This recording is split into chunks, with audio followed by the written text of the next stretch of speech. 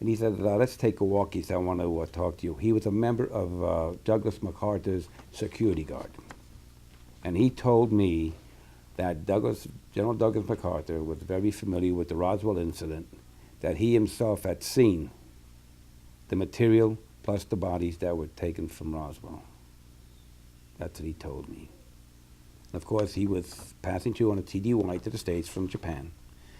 And he just said, if you ever say anything to me, anybody that I told you, so I would just deny it.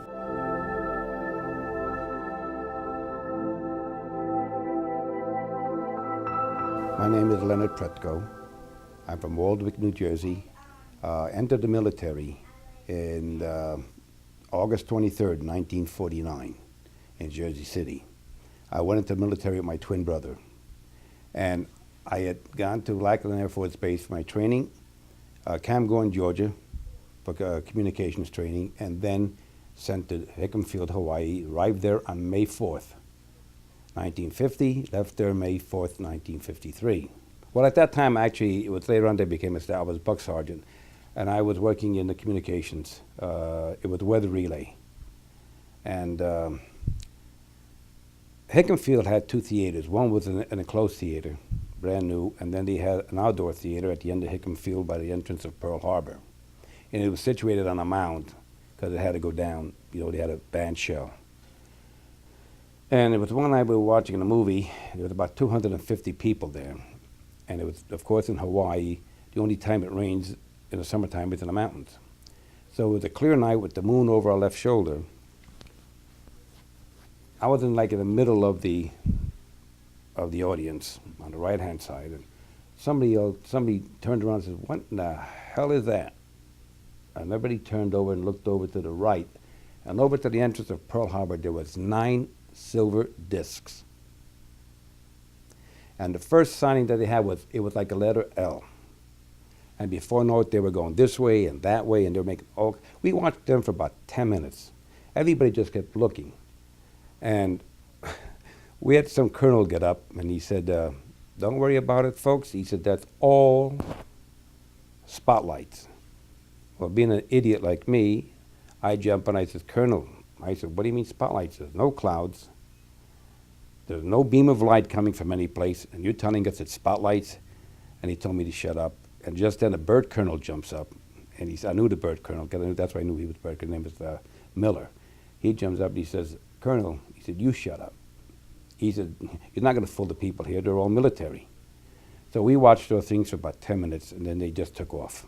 So we walked up there. As we were crossing the parade field, which is right next to Holly McKay Barracks, 4 of us were walking there, and all of a sudden somebody said, "What in the hell is that?" So we looked over towards Diamond Head, and these 2 lights we saw in the distance in the horizon, and all of a sudden they were down from one end to the other end, just like that, over the top of our heads. Nothing. No sound, no nothing. And that was it. And we knew that the fastest thing we ever had at that time was a flying wing, because we saw them fly in Hickam. And there was trailed by a couple of, I think it was P-38s or P-47s at that time, and they couldn't even catch them. I think it was about 535 or 550 miles an hour was the top speed. So these things were really bad.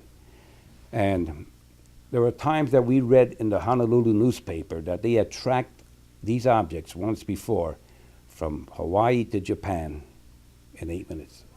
I was barracks chief. And in the Air Force, we were not allowed to carry weapons.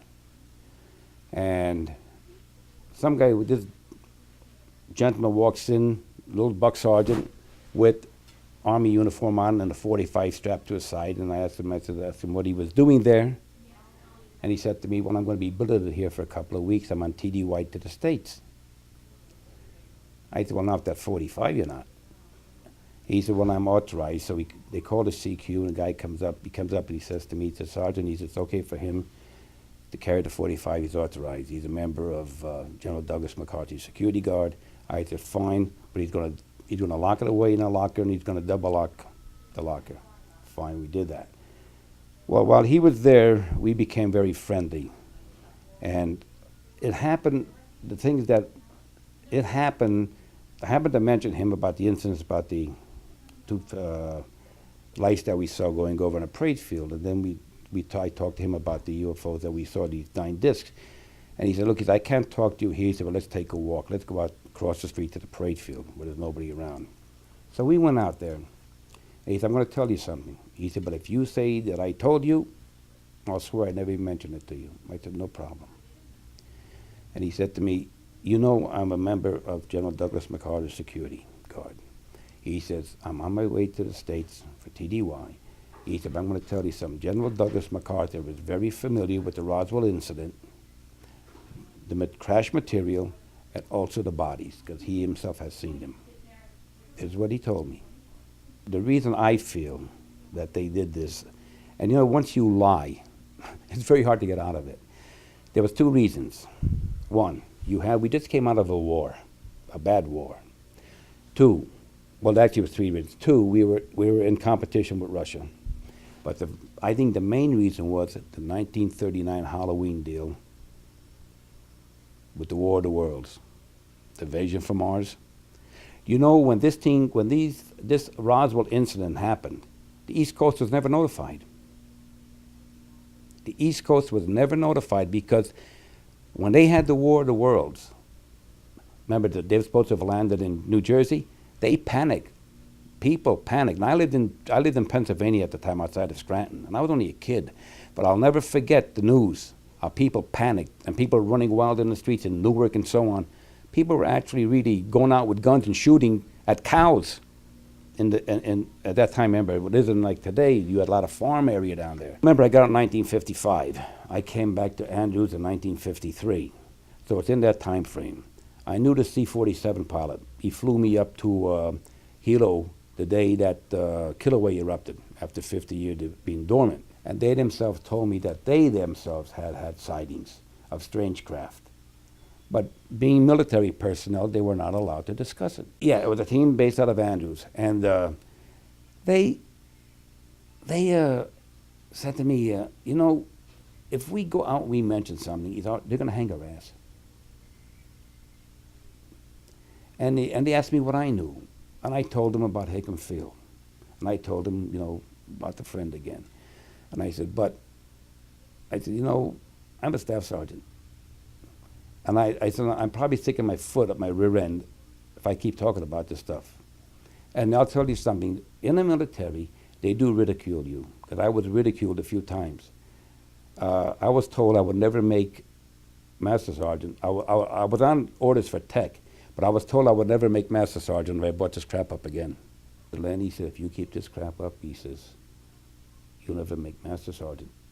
He said, I know you're on orders for tech, but you'll never make Master Sergeant. He said, they'll force you out of the military. We came down from Washington through channels, and we were told that we were all wrong, that it was just a weather balloon. And that was the only thing that I think we heard was, well, that's the end of that story. Shouldn't have printed all that to start with, and you know, this type of thing.